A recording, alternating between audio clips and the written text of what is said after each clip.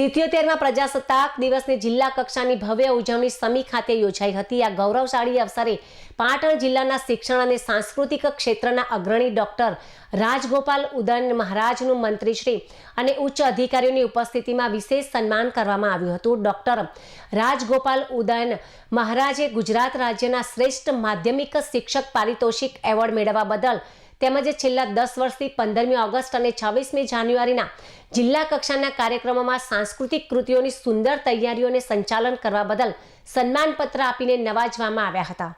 આ સન્માન વિધિ રાજ્યના ખાદી, કુટીર અને ગ્રામ્ય ઉદ્યોગ મંત્રી શ્રી સ્વરૂપજી ઠાકોર, રાધનપુર ધારાસભ્યજી લવિંગજી ઠાકોર તેમજ પૂર્વ મંત્રી શ્રી દિલીપજી ઠાકોર, પાટણ જિલ્લા કલેક્ટર શ્રી તુષાર ભટ્ટ તેમજ જિલ્લા પોલીસ અધિક્ષક શ્રી વી.કે. નાઈ અને જિલ્લા વિકાસ અધિકારી સહિતના મહાનુભાવોના હસ્તે કરવામાં આવી હતી। ડોક્ટર રાજગોપાલ ઉદયન મહારાજના સેવાકીય અને શૈક્ષણિક પ્રદાનને ઉપસ્થિત સૌ મહાનુભાવો અને શૈક્ષણિક જગતે બિરદાવ્યું હતું। આ સન્માનથી જિલ્લાના શિક્ષક આલમમાં પણ હર્ષની લાગણી ફેલાઈ છે।